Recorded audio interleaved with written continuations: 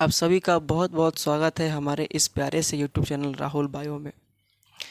अभी हम लोग पढ़ रहे हैं क्लास 11th बायो का एक बहुत ही इम्पोर्टेंट चैप्टर जिसका नाम है breathing and exchange of gases. तो इसके पहले वाले क्लास में हम लोग देख चुके हैं कि क्या एनसीईआरटी चैप्टर के बारे में इंट्रोडक्शन देता है और रेस्पिरेटरी ऑर्गन के बारे में इसके पहले वाले वीडियो हम लोग देख चुके थे। आपको बताए थे कि इस चैप्टर को हम लोग एनसीईआरटी बुक से लाइन बाय लाइन पढ़ने वाले हैं। एनसीईआरटी के बुक में जो भी लाइन दिया गया है वो प्रत्येक लाइन क्या बोलता है, उसका अर्थ क्या है, काफ़ी अच्छे तरह से समझते हुए हम लोग आगे बढ़ेंगे। ठीक है, अब हम लोग का जो नया टॉपिक है उसका नाम है ह्यूमन रेस्पिरेटरी सिस्टम। ठीक है, अब हम लोग पढ़ने वाले हैं ह्यूमन रेस्पिरेटरी सिस्टम के बारे में।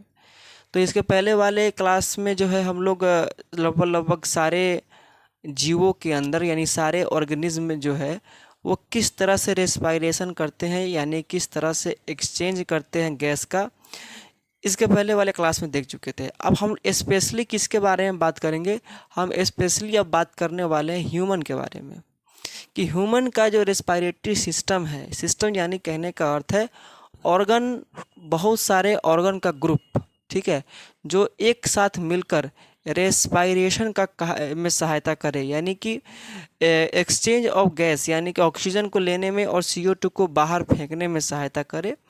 तो वैसे ऑर्गन के ग्रुप को हम लोग जो है ह्यूमन रेस्पिरेटरी सिस्टम कहेंगे। ठीक है, तो काफ़ी इम्पोर्टेंट है ये। तो चलिए हम लोग देखते हैं कि ह्यूमन रेस्पिरेटरी सिस्टम होता कैसे है। ह्यूमन रेस्पिरेटरी सिस्टम जो है वो स्टार्ट होता है कहाँ से, हम लोग का नाक से। तो हम लोग का नाक में जो 2 होल पाया जाता है उसको क्या कहते हैं, उसको कहते हैं एक्सटर्नल नॉस्ट्रिल। उसको क्या बोलते हैं, उसको बोलते हैं एक्सटर्नल नॉस्ट्रिल। इस नॉस्ट्रिल के एक्सटर्नल नॉस्ट्रिल के सहायता से ही क्या करता है मानव, ह्यूमन क्या करता है, वायुमंडल में यानी कि एटमॉस्फेयर में जो भी एयर है उसको अपने बॉडी के अंदर लेता है। ठीक, तो ये भाई यहाँ से एक्सटर्नल नॉस्ट्रिल से ये कहाँ जाता है, ये जाता है नेजल चैम्बर में। ये जो है नेजल चैम्बर है। नेजल चैम्बर आगे जाके कहाँ खुलता है, आगे जाके खुलता है हम लोग का फेरिंग्स में। ठीक, तो पहले आएगा एक्सटर्नल नॉस्ट्रिल, उसके बाद में आएगा नेजल चैम्बर, और साइड बुक पढ़िएगा तो उसमें इंटरनल नॉस्ट्रिल के बारे में भी दिया गया होगा, तो वो साइड बुक में है। क्योंकि हम लोग ये पूरा एनसीईआरटी पढ़ रहे हैं तो जिस तरह से एनसीईआरटी में लिखा हुआ है उस तरह से पहले हम लोग समझेंगे। ठीक है, तो ये जो नेजल चैम्बर है इसके अंदर क्या होता है, तो इसके अंदर बहुत सारे ऐसे ऐसे छोटे छोटा, इसके अंदर बहुत सारे छोटे छोटे बाल के जैसा सीलिया पाया जाता है। सीलिया जो क्या करता है, जो हवा को फिल्टर करता है। बाहर से अगर हवा अगर अंदर जा रहा है तो उस हवा को फिल्टर करेगा, उसके अंदर जो भी बैक्टीरिया है, जो भी डस्ट पार्टिकल है उसको फिल्टर करने का काम करता है। यहाँ पे होता है नेजल चैम्बर में। फिर ये नेजल चैम्बर कहाँ खुलता है, फेरिंग्स में। ठीक है, अब फेरिंग्स के बारे में हम लोग कुछ समझना है। ये जो नोज़ के द्वारा जो हवा आएगा यहाँ पर, और ये जो मुंह के द्वारा यानी माउथ के द्वारा जो फूड आएगा, ये दोनों जो पाइप है, बकल कैविटी का पाइप और उसके बाद में नेजल चैम्बर का पाइप, ये दोनों आके एक सिंगल पाइप में खुलता है। ठीक है, एक सिंगल ट्यूब में खुलता है, और इस ट्यूब को हम लोग क्या कहते हैं, इसको कहते हैं फेरिंग्स। फेरिंग्स जो है, अब देखिए हवा लेंगे तो इसी फेरिंग्स के रास्ते अंदर जाएगा। ठीक है, इसके अलावा अगर हम लोग फूड इनटेक करते हैं माउथ के द्वारा तो ये फूड भी जो है इसी फेरिंग्स के द्वारा अंदर नीचे जाएगा। तो फेरिंग्स के द्वारा हवा भी जा रहा है और फूड भी जा रहा है, इसीलिए फेरिंग्स को कहते हैं common passage for food and air. यानी फेरिंग्स क्या है, एक ऐसा रास्ता है, कॉमन रास्ता है जिसके द्वारा फूड भी जाता है, जिसके द्वारा जो है एयर भी जाता है। ठीक है, चलिए आइए अब आगे देखते हैं। चलिए, तो यहाँ तक तो हम लोग का हो गया कंप्लीट फेरिंग्स। फेरिंग्स के बाद में जो है ये फेरिंग्स जो है दो पाइप में खुल जाता है। एक पाइप तो ऐसे साइड से जाता है जिसको बोलते हैं ईसोफेगस, वो जाके स्टमक में खुलता है। और उसके बाद में जो तो दूसरा पाइप जो है वो स्टार्ट होता है कहाँ से, वो स्टार्ट होता है ग्लोटिस से। तो ये वाला पार्ट है ग्लोटिस, और इस ग्लोटिस के ऊपर एक लीफ की जैसा स्ट्रक्चर कार्टिलेज का पाया जाता है जिसको कहते हैं एपिग्लोटिस। अब ये एपिग्लोटिस जो है इलास्टिन कार्टिलेज का बना होता है। कौन सा, ये वाला पार्ट एपिग्लोटिस। जब भी कोई ह्यूमन अगर फूड इनटेक करता है तो वो फूड उसके लंग्स में ना चल जाए, तो उस लंग्स के अंदर जाने से फूड को रोकता है कौन, इस कार्टिलेज का बना हुआ ये जो ढक्कन, ठीक है।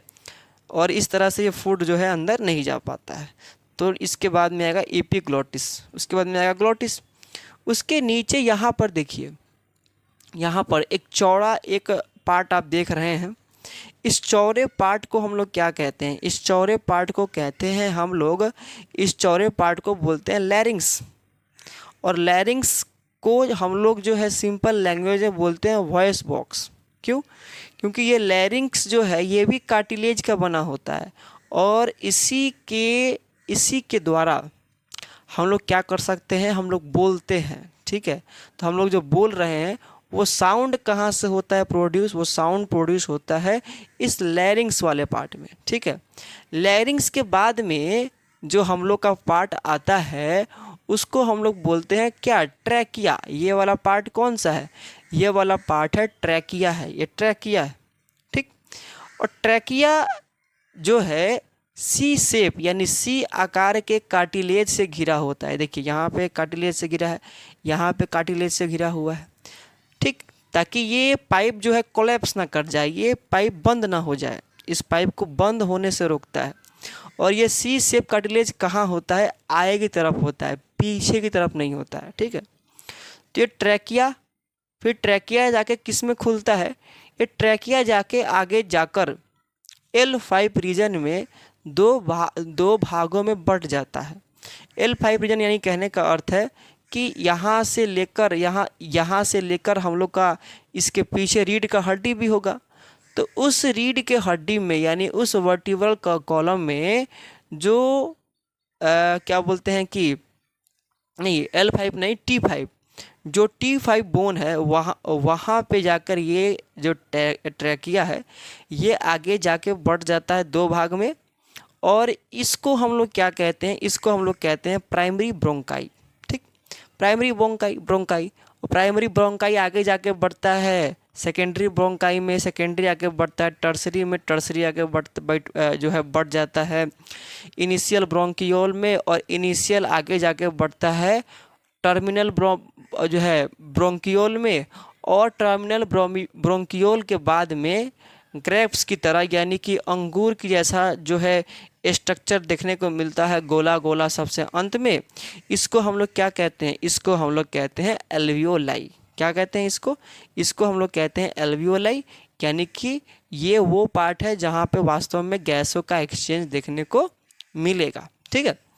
तो पहले आएगा हम लोग का फेरिंग्स के बाद में आएगा हम लोग का लैरिंग्स के बाद में आएगा ट्रैकिया के बाद में आएगा प्राइमरी ब्रोंकाई, प्राइमरी के बाद में आएगा सेकेंडरी ब्रोंकाई, सेकेंडरी के बाद में आएगा टर्सरी ब्रोंकाई, टर्सरी के बाद में आएगा इनिशियल ब्रोंकियोल, उसके बाद में आएगा टर्मिनल ब्रोंकियोल, और सबसे लास्ट में आएगा क्या, एल्वियोलाई, यानी कि जिसको बोलते हैं कुपिका।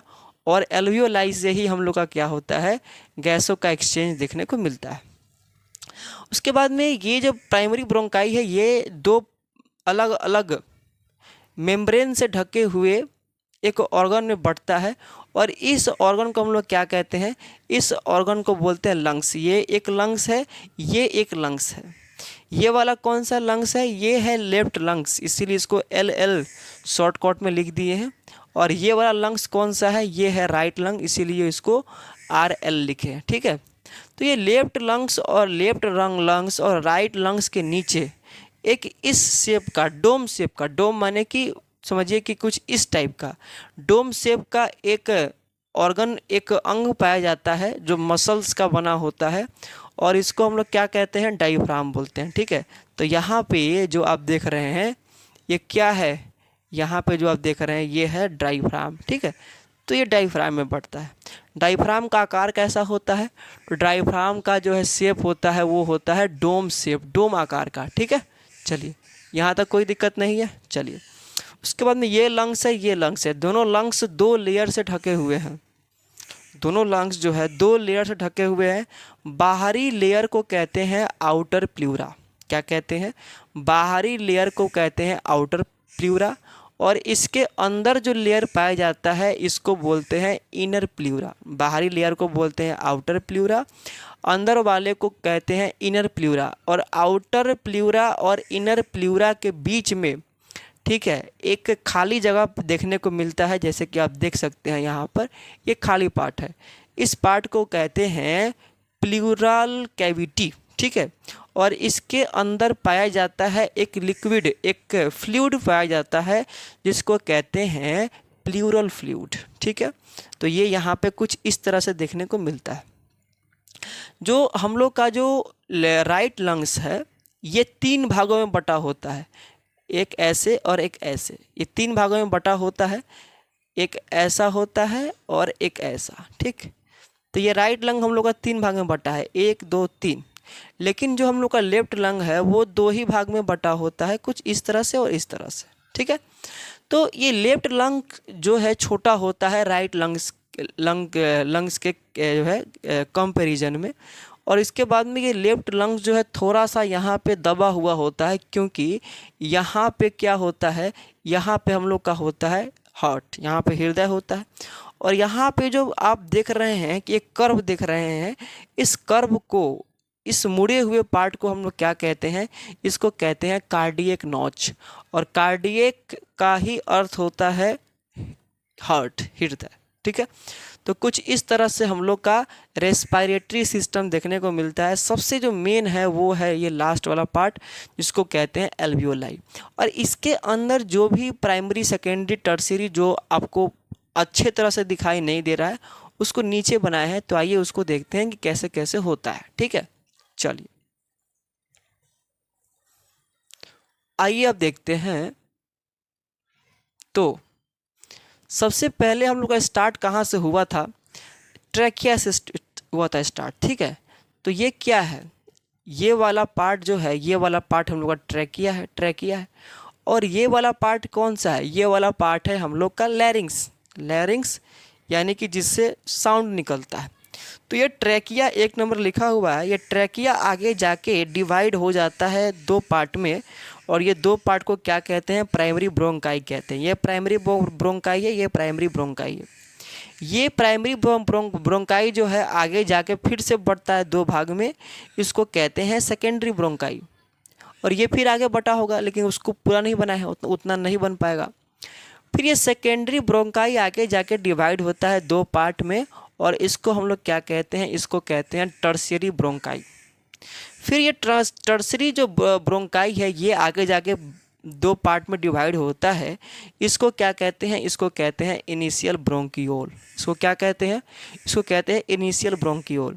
ये इनिशियल ब्रोंकियोल आगे जाके फिर से 2 भाग में डिवाइड होता है, और इसको क्या कहते हैं, इसको कहते हैं टर्मिनल ब्रोंकियोल।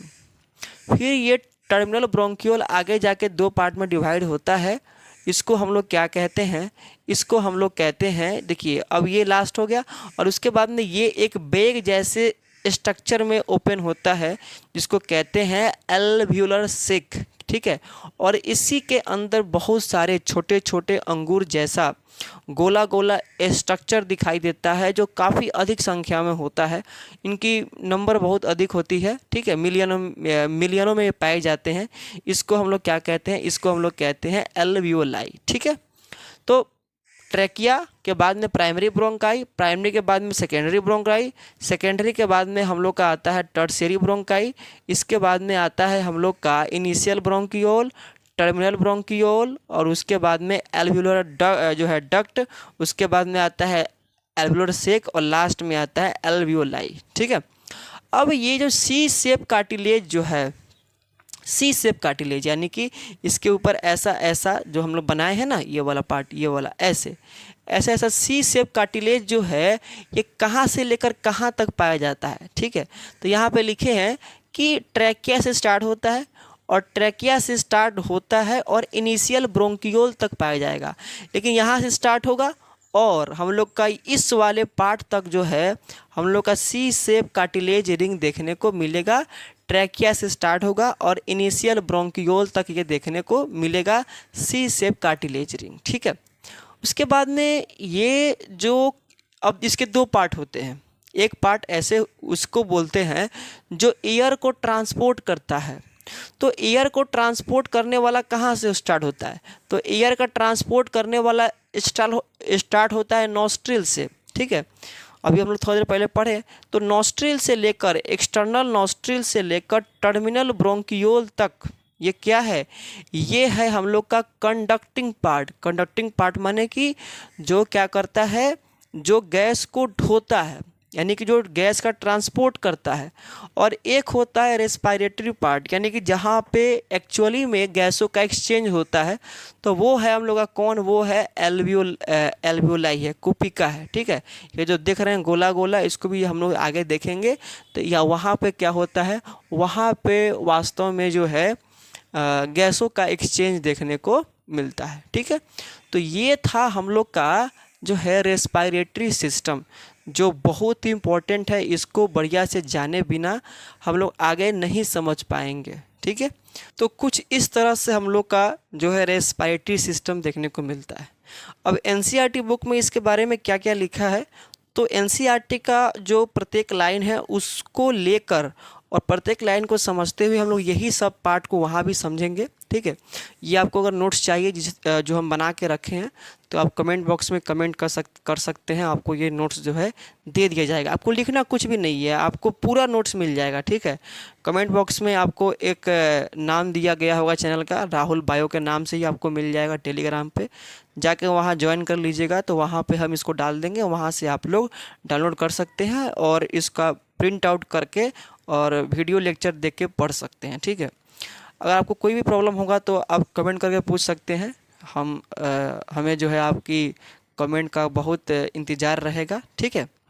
तो अगर ये आपको वीडियो अच्छा लगा हो तो वीडियो को लाइक करें, कमेंट करें, शेयर करें और हमारे चैनल को सब्सक्राइब जरूर कर ले, ताकि इसी तरह से आपको पूरा कोर्स फ्री में जो है आपको यूट्यूब पे मिल जाए और आप घर बैठे काफ़ी अच्छी तरीक़े से पढ़ पाए, ठीक है।